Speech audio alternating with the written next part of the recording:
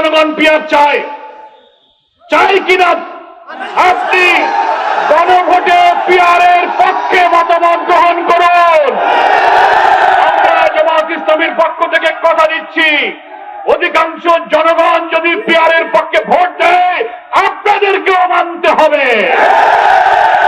আর যদি অধিকাংশ জনগণ পিয়ার পদ্ধতিকে না বলে আমরা জামাত ইসলামী তা মেনে নেব। That is beauty of democracy. এটা হচ্ছে গণতন্ত্রের সৌন্দর্য। সরকারের বিভিন্ন আন্তর্জাতিক সংস্থার বেসরকারি সংস্থা জনগণের উপরে জরিপ করলো, সার্ভে করলো। আপনারা সে সার্ভে দেখেছেন, 70% লোক পিয়ারের পক্ষে আছে। আমরা ঐক্যমত্য কমিশনে যে 31টি দল আছে তার 25টি দল তারা পিয়ার চাইতেছে।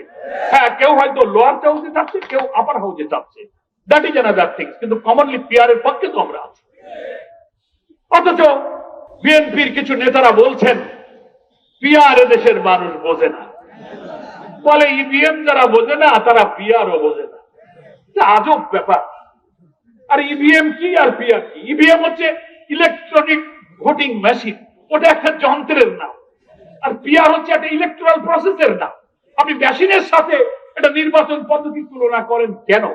বাঙালির হাইকোর্ট, বহু বাঙালির আগে হাইকোর্ট দেখানো হয়েছে, এটা দেখাবেন না। আর এক নেতা কইছে যে পিয়ার কি খায় না গায়ে মাথায়। এই দেখছেন না কি আজব ব্যাপার? রাজনৈতিক ব্যক্তিত্ব, ডিগনিটি যাদের আছে তারা কি একটা পলিটিক্যাল বিষয়ে এই মন্তব্য করতে পারে? আমরা বলেছি এদেশের অধিকাংশ জনগণ পিয়ার চায়, চাই কিনা আপনি গণভোটে পিয়ারের পক্ষে মতামত গ্রহণ করুন।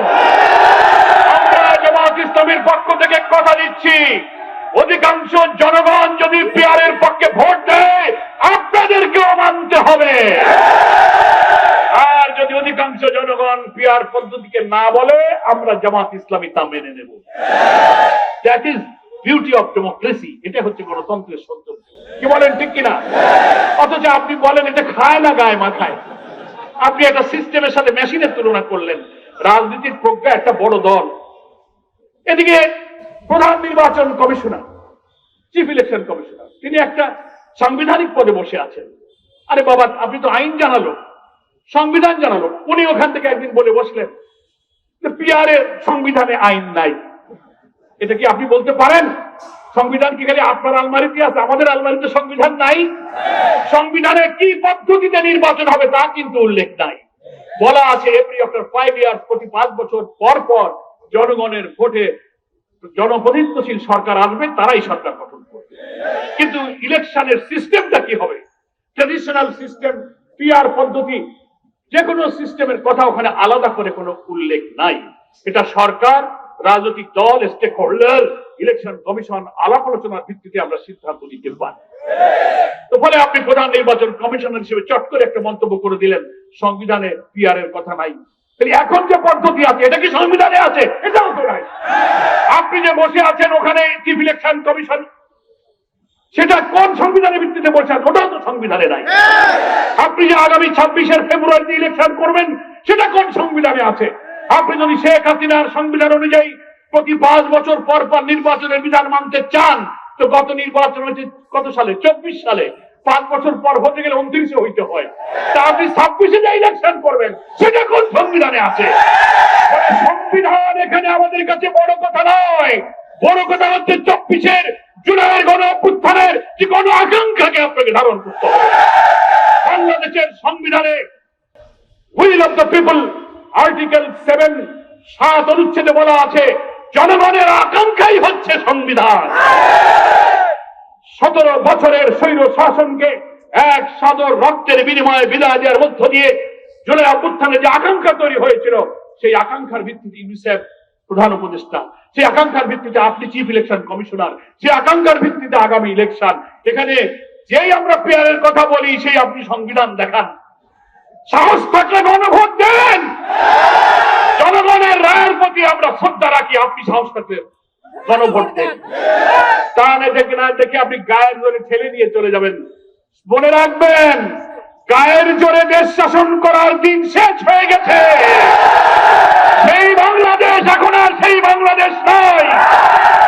বিরোধী দলকে দমন করে দমন ফাঁসি, জেল, রিমান্ড, আয়নাঘর দিয়ে আজীবন ক্ষমতায় থাকার স্বপ্ন যারা দেখেন, সেই দিন শেষ হয়ে গেছে। আবার এই বিদ্যমান রাষ্ট্র কাঠামোতে আমরা বলতে চাই, মেজর গুরুত্বপূর্ণ সংস্কারগুলো বাস্তবায়ন না করে যদি বিদ্যমান রাষ্ট্র কাঠামোতে আবার নির্বাচন হয়, আরেকটি হাসিনার জন্ম হবে, আরেকটি ফ্যাসিবাদের জন্ম হবে। বাংলার মানুষ তা হতে দেবে না। আমাদের কাছে ঐক্যমত্য কমিশন প্রস্তাব চেয়েছিল, আপনারা আইনি ভিত্তি দেওয়ার জন্য সাজেশন দেন। আমরা আমাদের লয়ারদেরকে এক্সপার্ট কমিটি করে আমরা লিখিতভাবে পরামর্শ দিয়েছি, বিভিন্ন দল পরামর্শ দিয়েছে। সেই পরামর্শ নিয়ে ঐক্যমত্য কমিশন বিচারপতি, জজ, ইউনিভার্সিটি লয়ার প্রফেসরদেরকে নিয়ে একটা লিগ্যাল এক্সপার্ট কমিটি করেছে। সেই কমিটিতে সিদ্ধান্ত হয়েছে, তারা সুপারিশ করেছে, দুইটা অপশন আছে। কয়টা মনে রাখবেন, অনেকে বিভ্রান্তি করায়। দুইটা পদ্ধতি, একটা হচ্ছে একটা কনস্টিটিউশন অর্ডার 2025, একটা সংবিধান আদেশ জারি করতে হবে রাষ্ট্রপতিকে। কি দিয়ে? এতদিনে ঐক্যমত্য কমিশনে রাষ্ট্র সংস্কারের যত বিষয় আমরা একমত হয়েছি, এইগুলোই হচ্ছে জুলাই চার্টার, এটাই হচ্ছে জুলাই সনদ। এটাকে সমস্ত সংসারের বিষয়গুলো, সমস্ত সংস্কারের বিষয়গুলোকে জুলাই সনদের মধ্যে অন্তর্ভুক্ত করে এটাকে এই জুলাই সনদের মর্যাদা দিয়ে আইনি ভিত্তি দিয়ে, এর ভিত্তিতে আগামী নির্বাচন করতে হবে। এটাই হচ্ছে আইনি ভিত্তি। ঐক্যমত্য কমিশনের লিগ্যাল এক্সপার্ট আইনজ্ঞরা বলছেন, একটা পদ্ধতি হচ্ছে কনস্টিটিউশন অর্ডার 2025, একটা সংবিধান আদেশ জারি করতে হবে রাষ্ট্রপতিকে। আরেকটা হচ্ছে এই সংবিধান আদেশটার পক্ষে মতামত দেওয়ার জন্য একটা রেফারেন্ডাম, একটা গণভোট দিতে হবে। এই গণভোটে জনগণ যদি ওই জুলাই সনদের মধ্যে যত সংস্কার প্রস্তাব, পিআর সহ যা যা আমরা একমত হয়েছি, এইগুলো যদি জনগণ মেনে নেয়, তখনই এটার একটা আইনি ভিত্তি তৈরি হবে। এইটাকে বাতিল করার কোনো পদ্ধতি আর থাকবে না। আমাদের 5 দফার মধ্যে এটাই হচ্ছে প্রথম। এই জুলাই সনদকে যা যা সংস্কারে আমরা একমত হয়েছি, এইটাকে জুলাই সনদের অন্তর্ভুক্ত করে আপনি একটা কনস্টিটিউশন অর্ডার জারি করুন, তারপরে আপনি গণভোটের ব্যবস্থা করুন।